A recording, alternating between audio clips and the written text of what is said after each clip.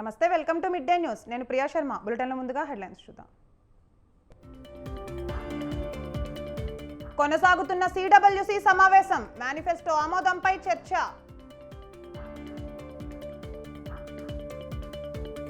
MP అభ్యర్థుల ఎంపికపై చంద్రబాబు కసరత్తు, 10 మందికి పైగా ఎంపీ అభ్యర్థులను ప్రకటించే అవకాశం.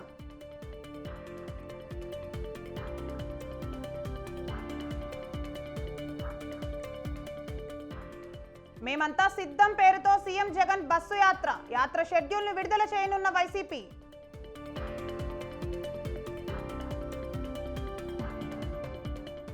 సుప్రీంలో రిట్ పిటిషన్ను వెనక్కి తీసుకున్న కవిత, ఈడీ సమన్లు ఇవ్వడాన్ని సవాల్ చేస్తూ దాఖలు చేసిన petition withdraw.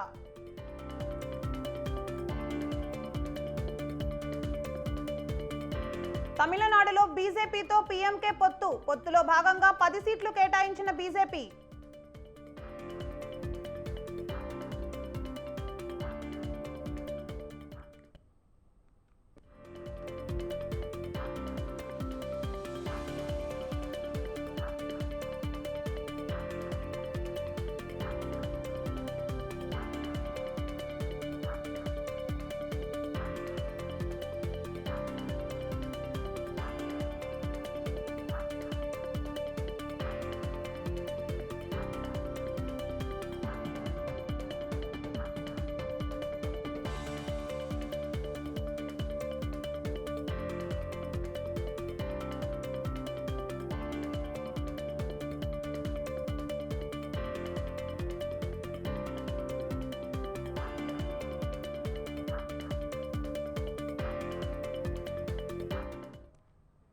Right, breaking news చూస్తున్నాం. లోక్సభ ఎన్నికల నేపథ్యంలో నేడు బీజేపీ కీలక నేతల సమావేశం జరగనుంది. పలు రాష్ట్రాల్లో బీజేపీ అభ్యర్థుల ఎంపికతో పాటు ఒడిశాలో బీజేపీతో కుదిరిన ఒప్పందంపై చర్చించే అవకాశం ఉంది. బీజేపీ కేంద్ర కార్యాలయంలో ఈ సమావేశం జరగనుంది. బీజేపీ జాతీయ అధ్యక్షుడు జేపీ నడ్డా, కేంద్ర హోంమంత్రి అమిత్ షా, బీజేపీ జాతీయ ప్రధాన కార్యదర్శి బిఎల్ సంతోష్ పాల్గొనే ఈ సమావేశంలో ఉత్తరప్రదేశ్, రాజస్థాన్, పశ్చిమ బెంగాల్, హర్యానా, సిక్కిం, మహారాష్ట్ర, గుజరాత్ రాష్ట్రాల్లో పార్టీ అభ్యర్థుల ఎంపికపై ప్రధానంగా చర్చిస్తారు.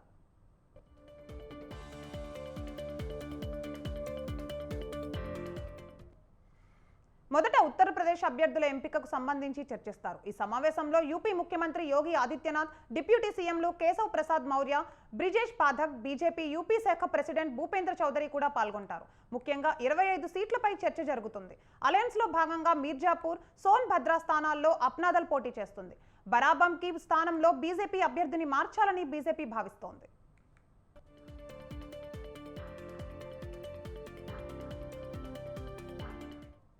యూపీ తర్వాత హర్యానా ఎన్నికలపై వ్యూహరచన సాగుతుంది. ఇటీవల సీఎం పదవికి రాజీనామా చేసిన మనోహర్ లాల్ ఖట్టర్తో పాటు కొత్త సీఎం నయాబ్ సైని కూడా ఈ సమావేశంలో పాల్గొంటారు. అనంతరం రాజస్థాన్లో అభ్యర్థులకు సంబంధించి చర్చ జరుగుతుంది. ఈ సమావేశంలో రాజస్థాన్ ముఖ్యమంత్రి భజన్ లాల్ శర్మ, రాష్ట్ర BJP chief CP Joshi, in charge Arun Singh, co in charge Vijay Rahatkar హాజరవుతారు. రాజస్థాన్లో మిగిలిన 10 స్థానాలకు అభ్యర్థుల ఎంపిక సాగుతుంది.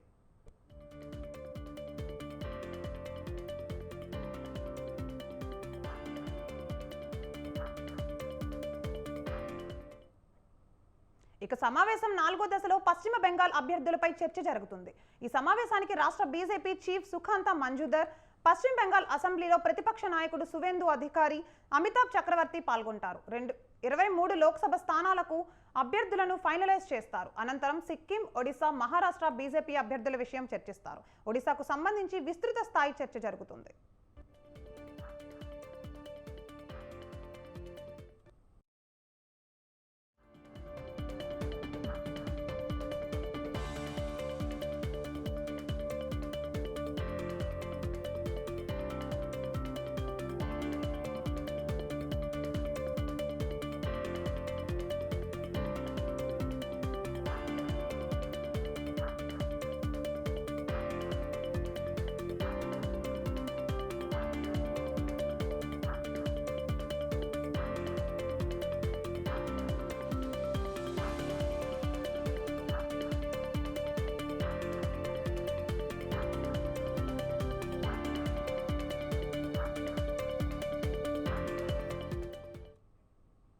రైట్ బ్రేకింగ్ న్యూస్ చూస్తున్నాం. నేడు కేరళ, కర్ణాటక, తమిళనాడులో మోదీ సుడిగాలి పర్యటన చేస్తున్నారు. లోక్సభ ఎన్నికల ప్రచారంలో భాగంగా కేరళలోని పతనంతిట్ట ప్రాంతంలో బహిరంగ సభలో ప్రసంగించారు. రానున్న పార్లమెంట్ ఎన్నికల్లో బీజేపీ అభ్యర్థులను ఈ సందర్భంగా ప్రధాని మోదీ ప్రజలకు పరిచయం చేశారు. ఈ సందర్భంగా ప్రధాని మాట్లాడుతూ రానున్న ఎన్నికల్లో కేరళలోనూ బీజేపీ కమలం వికసిస్తుంది అని ధీమా వ్యక్తం చేశారు. కేరళలో లెఫ్ట్ ఫ్రంట్ కాంగ్రెస్ ఆధ్వర్యంలోని యూడీఎఫ్ రెండు అవినీతి అసమర్థ కూటమిలేనని మోదీ దుమ్మెత్తిపోశారు.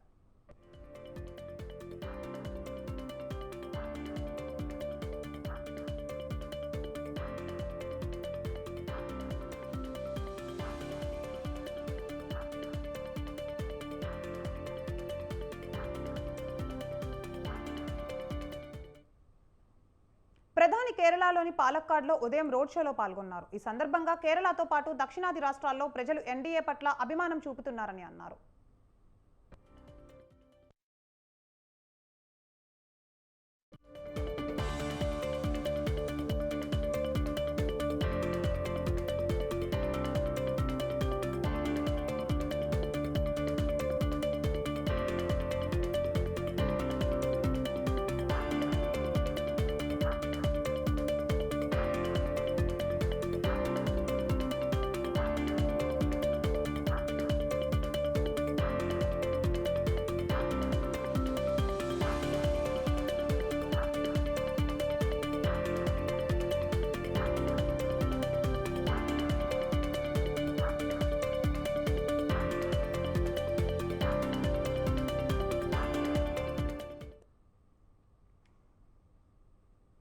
ఎమ్మెల్సీ కవిత పిటిషన్పై సుప్రీంకోర్టులో సందిగ్ధత కొనసాగుతోంది. నిన్న కవిత దాఖలు చేసిన రిట్ పిటిషన్ను ఇంకా విచారణకు స్వీకరించలేదు. ఈ పిటిషన్ను అనుమతిస్తారా లేక అదే దానిపై ఉత్కంఠ కొనసాగుతోంది. తన అరెస్ట్ అక్రమం అంటూ కవిత నిన్న సుప్రీంకోర్టులో పిటిషన్ వేశారు.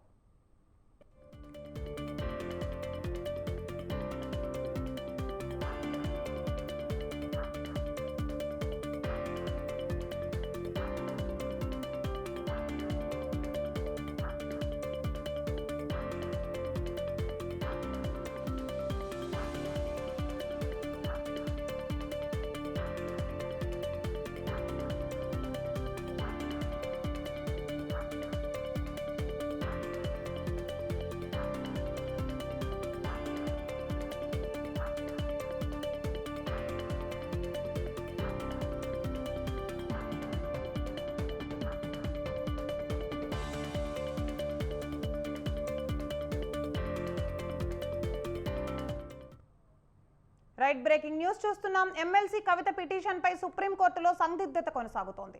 నిన్న కవిత దాఖలు చేసిన రిట్ పిటిషన్ను ఇంకా విచారణకు స్వీకరించలేదు.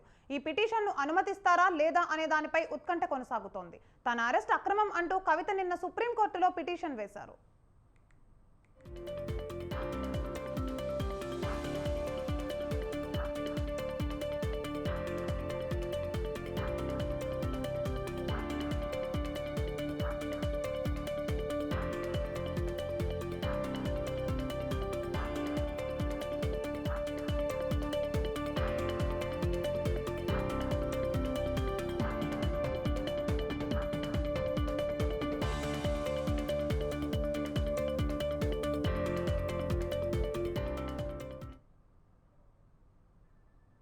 రైట్ బ్రేకింగ్ న్యూస్ చూస్తున్నాం. ఎమ్మెల్సీ కవిత పిటిషన్ పై సుప్రీంకోర్టులో సందిగ్ధత కొనసాగుతోంది. తన అరెస్ట్ అక్రమం అంటూ కవిత నిన్న సుప్రీంకోర్టులో పిటిషన్ దాఖలు చేశారు. తన పిటిషన్ను విచారించాలి అంటూ సీజేఐకి కవిత విజ్ఞప్తి చేశారు.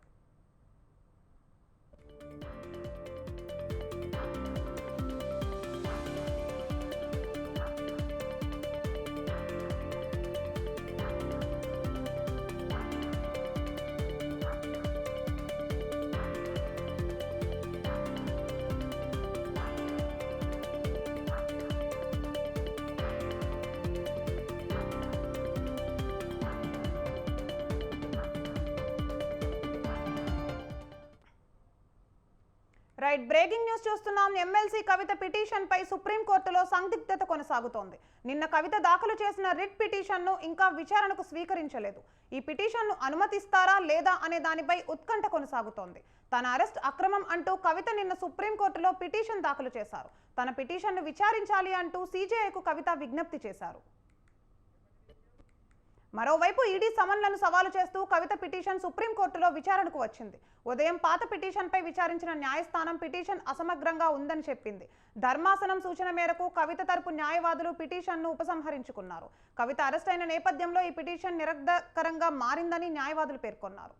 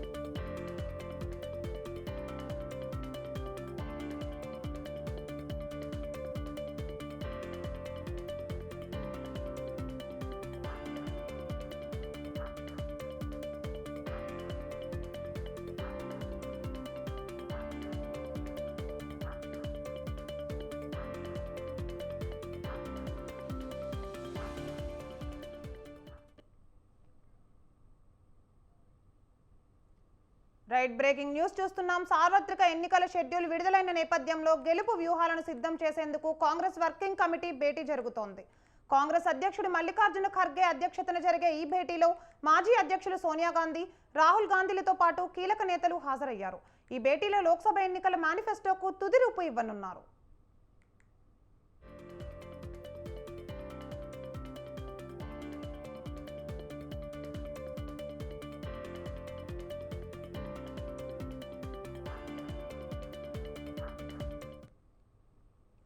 ఇక రైతులు, మహిళలు, యువత, బలహీన వర్గాలే లక్ష్యంగా భాగీరథి న్యాయ్, కిసాన్ న్యాయ్, నారీ న్యాయ్, శ్రామిక్ న్యాయ్, యువ న్యాయ్ పేరిట ఇప్పటికే తన హామీలను ప్రజల ముందుంచిన కాంగ్రెస్ వాటిపై నేతలకు మార్గదర్శకం చేయనుంది.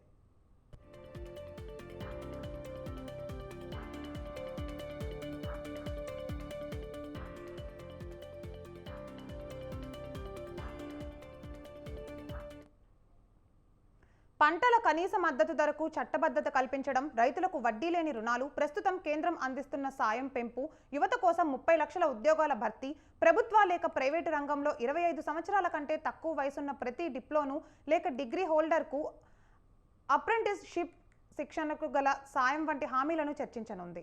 30 ఏళ్లలోపు యువత, స్టార్టప్లకు నిధులు సమకూర్చడానికి 5,000 కోట్ల కార్పస్ ఫండ్ ఏర్పాటు, పేపర్ లీకేజీల నివారణకు ప్రత్యేక చట్టం, మహిళల కోసం నిరుపేద కుటుంబంలోని ఒక మహిళకు ఏడాదికి ₹1,00,000 సాయం వంటి 25 హామీలపై చర్చించనుంది.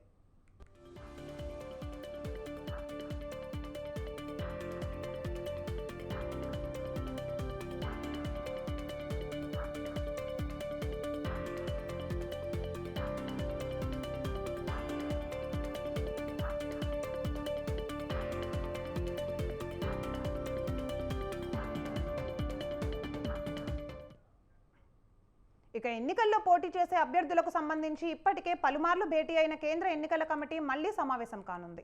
ఇప్పటికే 2 విడతలుగా 82 మంది పేర్లను ప్రకటించిన సిఈసి మొదటి జాబితాలో 39 మంది, రెండో జాబితాలో 43 మంది అభ్యర్థులను ప్రకటించింది. ఇవాళ మరికొంతమంది అభ్యర్థులను ప్రకటించనుంది. ఇవాళ తెలంగాణలో పెండింగ్లో ఉన్న 13 లోక్సభ స్థానాలను అభ్యర్థులను ప్రకటించే అవకాశం ఉంది. మొదటి లిస్టులో మహబూబ్ నగర్, మహబూబాబాద్, జహీరాబాద్, నల్గొండ స్థానాలకు అభ్యర్థులను ప్రకటించింది కాంగ్రెస్.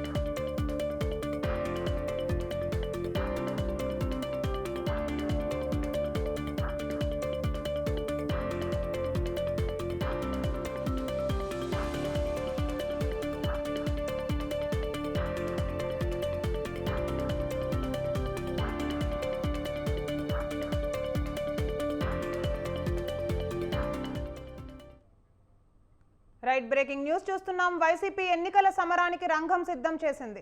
ఈ నెల 27 నుంచి ఇడుపులపాయలో జగన్ ప్రచారానికి శ్రీకారం చుట్టబోతున్నారు. అందుకు సంబంధించిన రూట్ మ్యాప్ ను సాయంత్రం వైసీపీ నేతలు వెల్లడించనున్నట్లు సమాచారం. మొదట ఇడుపులపాయలో వైఎస్ఆర్ ఘాట్ ని సందర్శించి అనంతరం పులివెందుల, కమలాపురం నియోజకవర్గాల మీదుగా ప్రొద్దుటూరుకు చేరుకొని అక్కడ బహిరంగ సభలో పాల్గొననున్నారు జగన్. అదేవిధంగా 28న నంద్యాల, 29న కర్నూలు, 30న హిందూపురంలో బస్సు యాత్రలు, బహిరంగ సభలు నిర్వహించనున్నట్లు సమాచారం.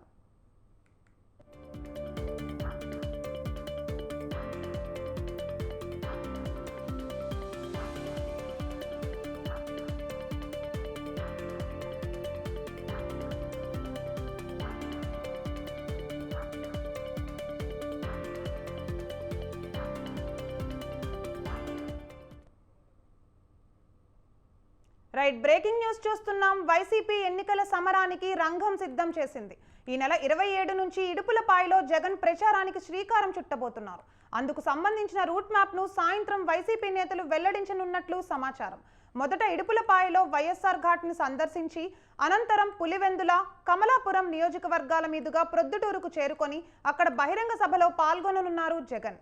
అదేవిధంగా 28న నంద్యాల, 29న కర్నూలు, 30న హిందూపురంలో బస్సు యాత్రలు, బహిరంగ సభలు నిర్వహించనున్నట్లు సమాచారం.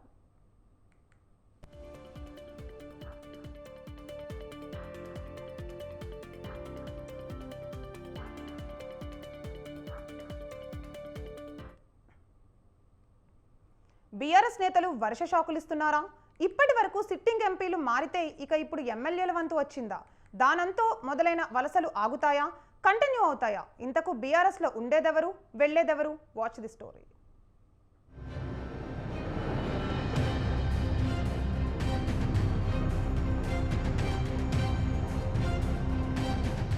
తెలంగాణలో బీఆర్ఎస్ కి వర్ష షాకులు తగులుతున్నాయి. నేతలు వరుసగా పార్టీ మారుతున్నారు. ఇప్పటి వరకు సిట్టింగ్ ఎంపీలు మారగా ఇప్పుడు సిట్టింగ్ ఎమ్మెల్యేల వంతు వచ్చింది. రాబోయే రోజుల్లో బీఆర్ఎస్ ఎమ్మెల్యేలు హస్తం పార్టీకి చేరతారని ఆ పార్టీ నేతలు బీఆర్ఎస్ కు సవాల్ విసురుతున్నారు. గతంలో బీఆర్ఎస్ అనుసరించిన వ్యూహాన్ని అమలు చేస్తామని అధికార పార్టీ నాయకులు చెబుతున్నారు.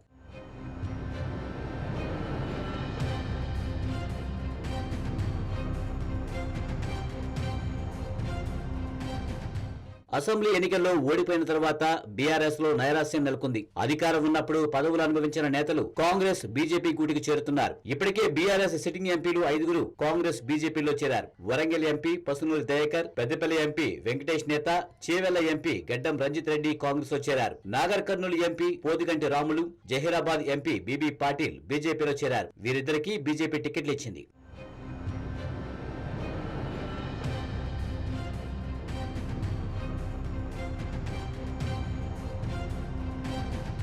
ఇక హుజూర్ నగర్ మాజీ ఎమ్మెల్యే సైదిరెడ్డి బీజేపీలో చేరగా నల్గొండ ఎంపీ అభ్యర్థిగా అవకాశం ఇచ్చింది. వర్ధనపేట మాజీ ఎమ్మెల్యే ఆరూరి రమేష్ ఇటీవల కిషన్ రెడ్డి సమక్షంలో బీజేపీలో చేరారు. వరంగల్ లోక్సభ బీజేపీ అభ్యర్థిగా ఆరూరికి అవకాశం దక్కుతుందని ప్రచారం జరుగుతుంది. హైదరాబాద్ మాజీ మేయర్ బొంతు రామ్మోహన్ ఇప్పటికే కాంగ్రెస్ గూటికి చేరారు. పట్నం మహేందర్ రెడ్డి, అతని సతీమణి సునీత మహేందర్ రెడ్డి కాంగ్రెస్ పార్టీలో చేరారు.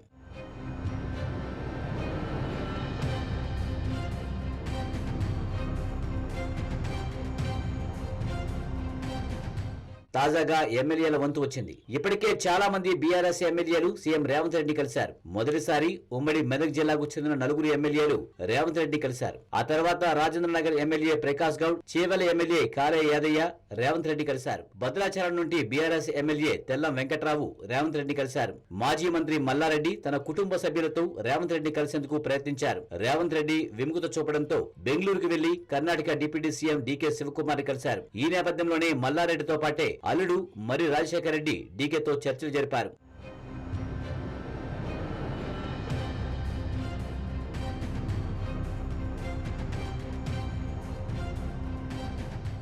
బీఆర్ఎస్ నుండి ఎమ్మెల్యేల్లో మొదటి చేరిక మాత్రం దానం నాగేందర్ తో మొదలైంది. తెలంగాణ కాంగ్రెస్ వ్యవహారాల ఇన్ఛార్జ్ దీపదాస్ మున్షి సీఎం రేవంత్ రెడ్డి సమక్షంలో దానం నాగేందర్ కాంగ్రెస్ కండువా కప్పుకున్నారు. దీంతో బీఆర్ఎస్ కి గ్రేటర్ హైదరాబాద్ నుండే తొలి దెబ్బ తగిలింది. త్వరలోనే కొంతమంది ఎమ్మెల్యేలు కాంగ్రెస్ లో చేరతారనే ప్రచారం జరుగుతుంది. రాజేంద్రనగర్ ఎమ్మెల్యే ప్రకాష్ గౌడ్, చేవెళ్ల ఎమ్మెల్యే కాలే యాదయ్య, భద్రాచలం ఎమ్మెల్యే తెల్లం వెంకట్రావు తర్వాత వరుసలో ఉన్నారని సోషల్ మీడియాలో వార్తలు వైరల్ అవుతున్నాయి. మరోవైపు కొంతమంది బీఆర్ఎస్ ఎమ్మెల్యేలు పార్టీ మారిన దానం నాగేందర్ పై అనర్హత వేటు వేయాలని స్పీకర్ ను కలిసి పిటిషన్ ఇచ్చారు.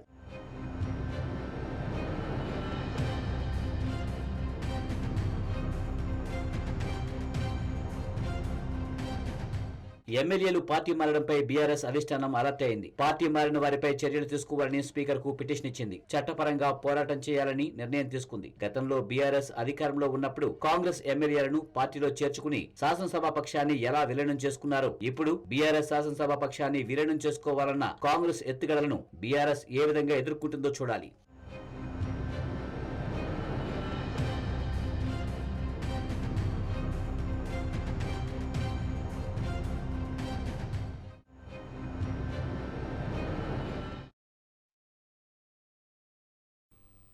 ఓరుగల్లులో జెండా ఎగరేసేదెవరు? ఉద్యమాల కోట మానుకోట ఎవరి వైపు చూస్తోంది? మానుకోటలో చరిత్ర తిరిగి రాసేనా? ఉద్యమాల ఖిల్లాలో 15 సంవత్సరాల తర్వాత కాంగ్రెస్ కల నిజమయ్యేనా? పోరాటాల గడ్డపై వరుసగా 5వ కారు ప్రయాణం సాగేనా? ఓరుగల్లులో కమలం 40 సంవత్సరాల తర్వాతనైనా వికసించేనా? మోడీ చరిష్మా గెలిచేనా? చూద్దాం.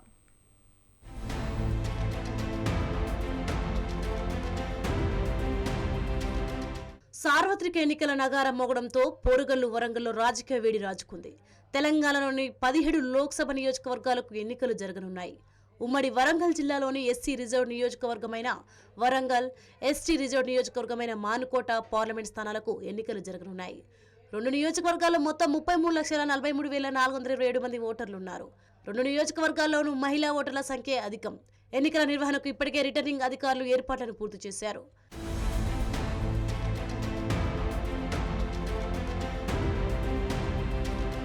వరంగల్ లోక్సభ నియోజకవర్గంలో 18,16,429 మంది ఓటర్లు ఉన్నారు.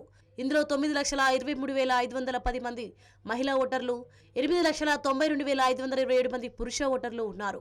థర్డ్ జెండర్ ఓటర్లు 392 మంది ఉన్నారు. పార్లమెంటరీ నియోజకవర్గ పరిధిలో మొత్తం 1,893 పోలింగ్ స్టేషన్లను ఏర్పాటు చేయనున్నారు. మహబూబాబాద్ పార్లమెంటరీ పరిధిలో మొత్తం 15,26,999 మంది ఓటర్లు ఉన్నారు. ఇందులో 7,81,339 మంది మహిళా ఓటర్లు, 7,45,554 మంది పురుష ఓటర్లు ఉన్నారు. 105 మంది థర్డ్ జెండర్ ఓటర్లు ఉన్నారు. పార్లమెంటు నియోజకవర్గ పరిధిలో మొత్తం 1783 పోలింగ్ స్టేషన్లను ఏర్పాటు చేయనున్నారు.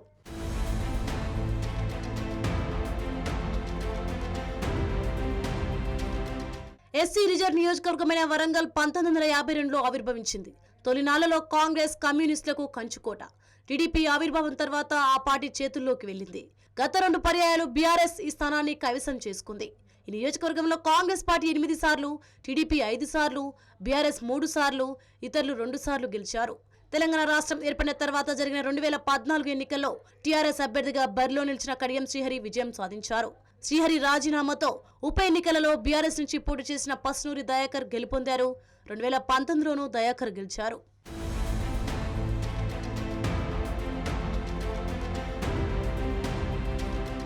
రెండు 2023 తెలంగాణ అసెంబ్లీ ఎన్నికల్లో వరంగల్ పార్లమెంట్ నియోజకవర్గం పరిధిలోని 7 శాసనసభ స్థానాల్లో కాంగ్రెస్ 6 చోట్ల గెలవగా బీఆర్ఎస్ 1 స్థానంతో సరిపెట్టుకుంది. వరంగల్ లోక్సభ స్థానాన్ని కాంగ్రెస్ గెలిచి 15 ఏళ్లు గడుస్తోంది. 2009లో చివరిసారిగా సిరిసిల్ల రాజయ్య తర్వాత హస్తం పార్టీ ఇక్కడ విజయం సాధించలేదు. ప్రస్తుతం నియోజకవర్గంలో పార్టీ బలంగా ఉండడంతో వరంగల్ ఎంపీ టికెట్ కోసం ఆశావాహుల సంఖ్య భారీగా ఉంది. ఈ టికెట్ కోసం దాదాపు 50 మంది దరఖాస్తు చేసుకున్నారు. బీఆర్ఎస్ మాజీ ఎమ్మెల్యే ఆర్యు రమేష్ రాజీనామా చేసి బీజేపీలో చేరడంతో ఈసారి బీజేపీ వరంగల్ టికెట్ ఆయనకే ఇస్తారని ప్రచారం జరుగుతోంది. బీజేపీ పార్టీ కూడా బలంగా కనిపిస్తోంది. మరోవైపు పొత్తులో భాగంగా వరంగల్ ఎంపీ టికెట్ తమకు కేటాయించాలని ఇండియా కూటమిని సిపిఐ కోరుతోంది. ఉమ్మడి వరంగల్ జిల్లాలో కమ్యూనిస్టులు బలంగానే ఉన్నారు. దీంతో వరంగల్ స్థానంలో బీఆర్ఎస్, కాంగ్రెస్, బీజేపీల మధ్య త్రిముఖ పోటీ జరిగే అవకాశం ఉంది. చివరికి వరంగల్ పార్లమెంట్ ప్రజలు ఎవరి వైపు మొగ్గు చూపుతారో మరికొద్ది రోజుల్లో వేచి చూడాలి.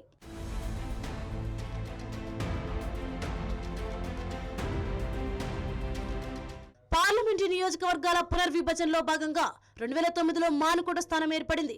2009లో కాంగ్రెస్ అభ్యర్థి పోరిక బలరాం నాయక్ విజయం సాధించారు. అనంతరం మన్మోహన్ సింగ్ ప్రభుత్వంలో మంత్రిగా కూడా పనిచేశారు. తెలంగాణ రాష్ట్రం ఆవిర్భావం తర్వాత 2014లో టీఆర్ఎస్ అభ్యర్థిగా పోటీ చేసిన సీతారాం నాయక్ విజయం సాధించారు. 2019లో సిట్టింగ్ పార్లమెంట్ అభ్యర్థిని కాదని బీఆర్ఎస్ అభ్యర్థిగా మాలోతు కవిత పోటీ చేసి విజయం సాధించారు. ఈ నియోజకవర్గం ఏర్పడిన తర్వాత 2 సార్లు బీఆర్ఎస్, 1 సారి కాంగ్రెస్ ఈ స్థానాన్ని కైవసం చేసుకోవడం గమనార్హం. ఈ పార్లమెంట్ నియోజకవర్గం నుండి 1 సారి గెలుపొందిన అభ్యర్థి మళ్లీ విజయం సాధించలేదు. ఇప్పుడు ప్రధాన పార్టీ నుండి పోటీ చేసిన అభ్యర్థులు గతంలో ఈ నియోజకవర్గానికి 3 ఎంపీ గెలుపొందిన వారే.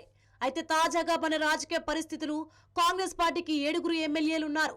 దీంతో ఈ పార్లమెంట్ నియోజకవర్గాన్ని కాంగ్రెస్ కైవసం చేసుకోవాలని చెప్పేసి చూస్తుంది. 2023లో జరిగిన అసెంబ్లీ ఎన్నికల్లో ఈ పార్లమెంటు నియోజకవర్గ పరిధిలోని 6 అసెంబ్లీ నియోజకవర్గాల్లో కేవలం భద్రాచలంలోనే బీఆర్ఎస్ పార్టీ విజయం సాధించింది. మిగతా అన్ని చోట్ల కాంగ్రెస్ అభ్యర్థులే ఎన్నికయ్యారు. దీంతో కాంగ్రెస్ పార్టీ ఇక్కడ విజయానికి దగ్గరగా ఉందనే విశ్లేషణలు వినిపిస్తున్నాయి.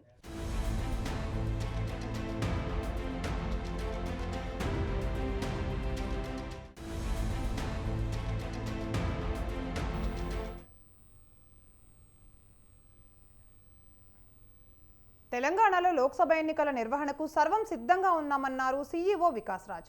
17 లోక్సభ స్థానాలతో పాటు సికింద్రాబాద్ కంటోన్మెంట్ ఉప ఎన్నిక, మహబూబ్ నగర్ ఎమ్మెల్సీ ఎన్నికలు సైతం ఏర్పాట్లు చేశామన్నారు.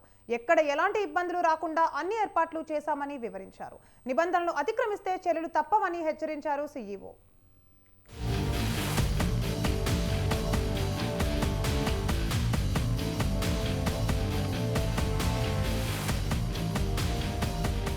తెలంగాణలో లోక్సభ ఎన్నికలకు ఎలక్షన్ కమిషన్ నుంచి అన్ని ఏర్పాట్లు పూర్తి చేసింది. రాష్ట్ర వ్యాప్తంగా 17 లోక్సభ స్థానాలు, సికింద్రాబాద్ కంటోన్మెంట్ ఎమ్మెల్యే ఉప ఎన్నిక, మహబూబ్ నగర్ ఎమ్మెల్సీ ఎన్నికలకు ఏర్పాట్లు పూర్తి చేశామని పేర్కొంది. తెలంగాణలో 3,30,00,000 మంది ఓటర్లు ఉండగా మహిళలు 1,65,00,000 కాగా పురుష ఓటర్లు 1,24,00,000 ఉన్నట్లు వివరించారు.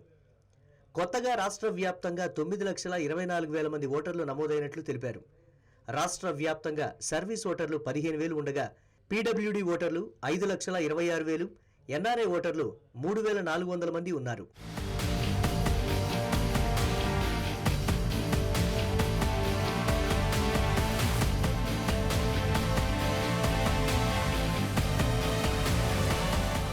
రాష్ట్ర వ్యాప్తంగా 35,356 పోలింగ్ కేంద్రాలుండగా అర్బన్ 14,000, రూరల్ 21,000 పోలింగ్ కేంద్రాలున్నాయి. తెలంగాణ వ్యాప్తంగా 19 లొకేషన్స్ లో పోలింగ్ కేంద్రాలు ఉన్నట్లు తెలిపింది ఎలక్షన్ కమిషన్. ఎన్నికల విధుల్లో ఎలక్షన్ కమిషన్ నుంచి 1,50,000 మంది సిబ్బంది ఉండగా పోలీస్, కేంద్ర, ఇతర సిబ్బంది మరో 1,50,000 వరకు ఉండనున్నట్లు చెప్పారు. ఓవరాల్ గా 3 లక్షల వరకు సిబ్బంది ఎన్నికల్లో పాల్గొంటారని చెప్పారు. ఈసారి కూడా హోమ్ ఓటింగ్ ఉంటుందని 85 ఏళ్లు పైబడిన వాళ్లకు హోమ్ ఓటింగ్ అవకాశం కల్పిస్తామన్నారు. నామినేషన్ ఉపసంహరణ తర్వాత రోజు నుంచి హోమ్ ఓటింగ్ ప్రారంభమవుతుందన్నారు Vikas Raj. Last time assembly election లో హోమ్ ఓటింగ్ మనం 80+ ఓటర్స్ కి చేసాము.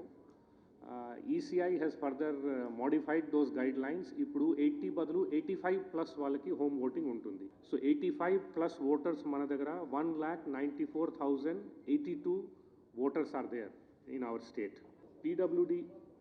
PWD voters 5,26,340 unnaru.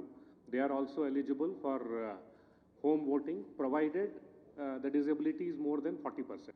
We have 19,356 polling locations. As far as this home voting is concerned, dan kosam already distribution of Form D start cheyamani cheppamu. Up to 22nd of April, the application can be submitted to the concerned returning officer.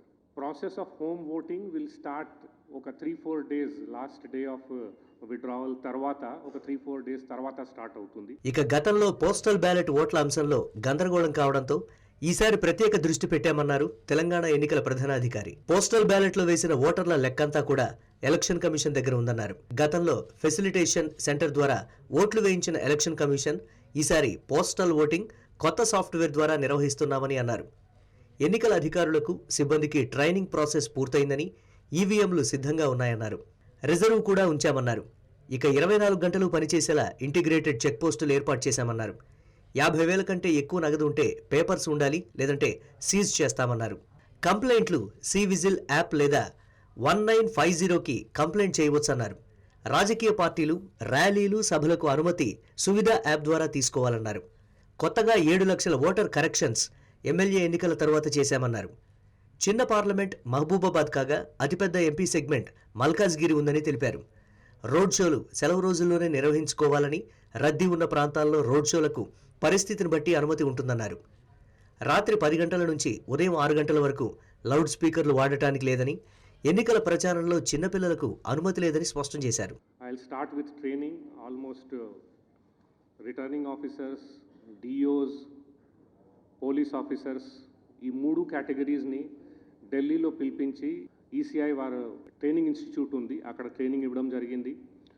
EROs అంటే electoral registration officers, assistant EROs, AEROs, AROs, DLMTs, assistant expenditure observers, EVM nodal officers, IT staff వాళ్ళందరినీ state లెవెల్లో training ఇవ్వడం జరిగింది. తర్వాత district లెవెల్లో further training బిఎల్ఓస్కి, తర్వాత sector ఆఫీసర్స్కి, ఈవీఎం మేనేజ్మెంట్ స్టాఫ్కి, ఐటీ స్టాఫ్కి, ఎలక్షన్ కంట్రోల్ రూమ్ స్టాఫ్కి, expenditure monitoring teams, MCC teams, nodal officers అందరినీ ట్రైనింగ్ ఇవ్వడం జరిగింది. Course polling personnel, counting staff, photographers, videographers, web casting team and micro observers వీళ్ళకి లాస్ట్లో అంటే ఎలక్షన్స్కి ఒక వారం రోజు ముందు ట్రైనింగ్ ఇవ్వడం జరుగుతుంది. బోగస్ ఓట్ల తొలగింపు అధికారుల విచారణ తర్వాత జరిగిందన్నారు సీఈఓ. సమస్యాత్మక పోలింగ్ కేంద్రాలు 9,000 గుర్తించామన్నారు. సమ్మర్లో ఎన్నికలు కాబట్టి ప్రత్యేక ఏర్పాట్లు చేస్తున్నామని చెప్పారు. ఇక 5,000 పోలింగ్ కేంద్రాల్లో తక్కువ పోలింగ్ శాతం నమోదైందని, తక్కువ పోలింగ్ శాతం నమోదుకు కారణంపై ఫోకస్ పెట్టామన్నారు. ఇక నామినేటెడ్ పోస్టుల భర్తీపై చెక్ చేసి క్లారిటీ ఇస్తామన్నారు తెలంగాణ సీఈఓ.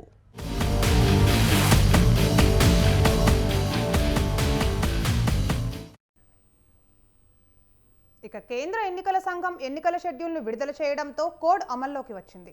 ఉమ్మడి ఖమ్మం జిల్లా పార్లమెంటు స్థానాల పరిధిలో ఖమ్మం, పాలేరు, వైరా, మధిర, సత్తుపల్లి, కొత్తగూడెం, అశ్వారావుపేట నియోజకవర్గాలు ఉండగా మహబూబాబాద్ పరిధిలోకి ఇల్లందు, పినపాక, భద్రాచలం నియోజకవర్గాలు వస్తాయి. దీంతో ఎన్నికల ఏర్పాట్లపై జిల్లా యంత్రాంగం అలర్ట్ అయింది.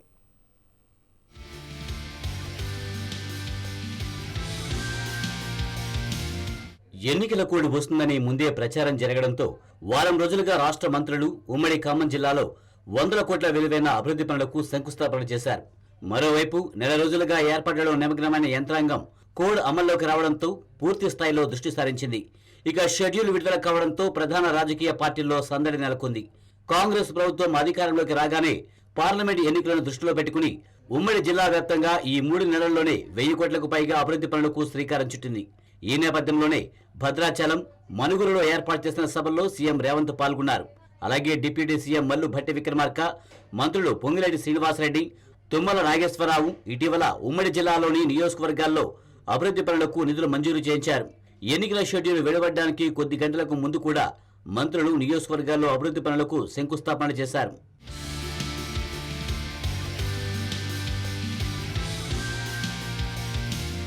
దేశవ్యాప్తంగా 7 దశల్లో పోలింగ్ జరగనుండగా తెలంగాణ, ఏపీలో 4వ దశలో పోలింగ్ నిర్వహించనున్నారు. షెడ్యూల్ విడుదలైన రోజు నుంచి పోలింగ్ వరకు 58 రోజుల సమయం ఉంది. ఖమ్మం పార్లమెంట్ స్థానానికి ఖమ్మం కలెక్టరేట్, మహబూబాబాద్ స్థానానికి అక్కడి కలెక్టరేట్లో నామినేషన్లు స్వీకరిస్తారు. ఖమ్మం రూరల్ మండలం పొన్నేకలలోని శ్రీ చైతన్య ఇంజనీరింగ్ కళాశాల నుంచి ఈవీఎం డిస్ట్రిబ్యూషన్, ఓట్ల లెక్కింపునకు సిద్ధమవుతున్నారు అధికారులు. ఖమ్మం పార్లమెంటులో 1455 పోలింగ్ కేంద్రాలను ఏర్పాటు చేస్తుండగా అదనంగా మరో 4 కేంద్రాల కోసం కలెక్టర్ ఎన్నికల కమిషన్కు ప్రతిపాదనలు పంపారు.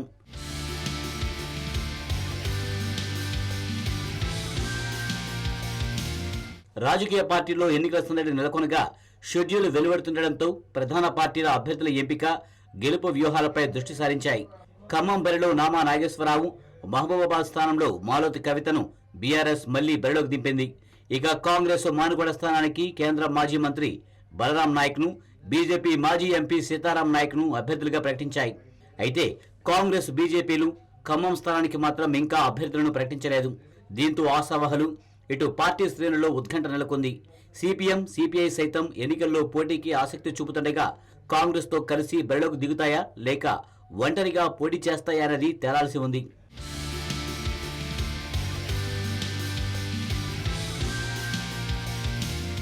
ఎన్నికల కోడ్ అమల్లోకి రాగానే రాజకీయ పార్టీల హోర్డింగ్లు, ఫ్లెక్సీలను తొలగించి పార్టీల నేతల విగ్రహాలకు ముసుగులు తొడిగారు. జిల్లా కలెక్టర్ కంట్రోల్ రూమ్ ఏర్పాటు చేసి ఎన్నికలకు సంబంధించి ఫిర్యాదులను 1950 టోల్ ఫ్రీ నెంబర్తో స్వీకరించనున్నట్లు తెలిపారు. ఉమ్మడి ఖమ్మం జిల్లా ఏపీకి సరిహద్దును ఉండడంతో అశ్వారావుపేట, మధిర, ఎర్రుపాలెం, బోనకల్, సొత్తుపల్లి, ముదిగొండ, నేలకొండపల్లి ప్రాంతాల్లో ప్రత్యేకంగా చెక్పోస్టు ఏర్పాటు చేయనున్నట్లు సమాచారం. ఎన్నికలు ప్రశాంతంగా నిర్వహించేందుకు అధికార యంత్రాంగం సమాయత్తమవుతుంది.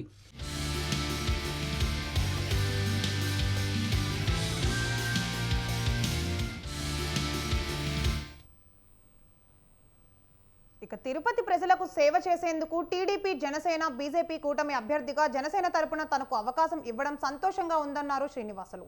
తాను నాన్ లోకల్ కాదని లోకలే అన్నారు. కొంతమంది కావాలని తనపై దుష్ప్రచారం చేస్తున్నారని ఫైర్ అయ్యారు. వైసీపీ కోవర్ట్ కాదని పవన్ సిద్ధాంతాలు నచ్చి పార్టీలో చేరానన్నారు. 5 ఏళ్ల వైసీపీ పాలనలో మొత్తం అవినీతిమయం జరిగిందని, తిరుపతి పుణ్యక్షేత్రాన్ని గంజాయి వనంగా మార్చారని మండిపడ్డారు.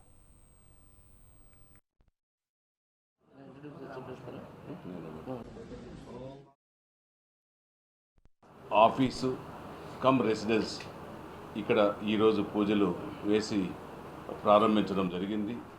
ఈరోజు నుంచి కార్యకలాపాలు ఇక్కడే జనసేన, తెలుగుదేశం, బీజేపీ పట్టణ కార్యక్రమాలు ఈ రోజు నుంచి కూడా ఇక్కడ ప్రారంభమవుతున్నాయి. ఇక్కడే కింద ఆఫీసు, పైన రెసిడెన్స్లు కూడా ఏర్పాటు చేసుకోవడం జరిగింది. 24 గంటలు కూడా ప్రజలకు అందుబాటులో ఉండే అవకాశాని కోసమే ఇక్కడ మనం నిర్ణయం తీసుకున్నాం. ఈ కాన్స్టిట్యున్సీలో కొందరు నాన్ లోకల్ అనేసి కూడా చెప్పడం జరిగింది. కొంతమంది వైసీపీ కోవర్ట్లు. మాకు పద్మావతిపురంలో 2000 సంవత్సరంలోనే ఇల్లు కొన్నాము, అక్కడే ఉన్నాము. అక్కడే ప్రజారాజ్యం పార్టీ ఆఫీసు గౌరవ చిరంజీవి గారు కూడా ప్రారంభించడం జరిగింది. అదే హౌస్లో ఆఫీసు కమ్ రెసిడెన్స్ ఇక్కడ ఈరోజు. జేవీ బిల్డర్స్ రియల్ ఎస్టేట్ సంస్థ పెట్టుబడుల పేరుతో భారీ వసూలు చేసి చేతులెత్తేసిన సంఘటన ఉప్పల్ పోలీస్ స్టేషన్ పరిధిలో చోటు చేసుకుంది. ఉప్పల్లో 2021లో జేవీ బిల్డర్స్ రియల్ ఎస్టేట్ సంస్థ పేరుతో వేలూరు లక్ష్మీనారాయణ, జ్యోతి అనే దంపతులు ప్రారంభించారు. పెట్టుబడుల పేరుతో అమాయకులను మోసం చేసి సుమారు 500 కోట్ల రూపాయలు వసూలుకు పాల్పడి ఉడాయించారు. సుమారు 500 మంది ఏజెంట్లను ఏర్పాటు చేసుకొని 7,000 మంది కొనుగోలుదారులను మోసం చేశారు. భూమి కొనుగోలు కోసం పెట్టుబడి పథకం ద్వారా అధిక వడ్డీ లాభాన్ని చూపి భారీ మోసానికి పాల్పడ్డారు లక్ష్మీనారాయణ, జ్యోతి దంపతులు.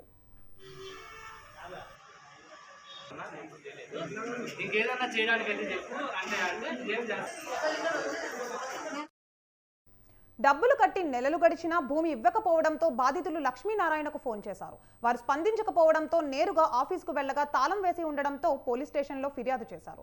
JV builders real estate company యాజమాన్యం వేలూరి లక్ష్మీనారాయణ, జ్యోతి పరారీలో ఉన్నారు. గతంలో వారిపై పలు చీటింగ్ కేసులు ఉన్నట్టు పోలీసులు తెలిపారు. పోలీసులు కేసు నమోదు చేసి దర్యాప్తు చేస్తున్నారు.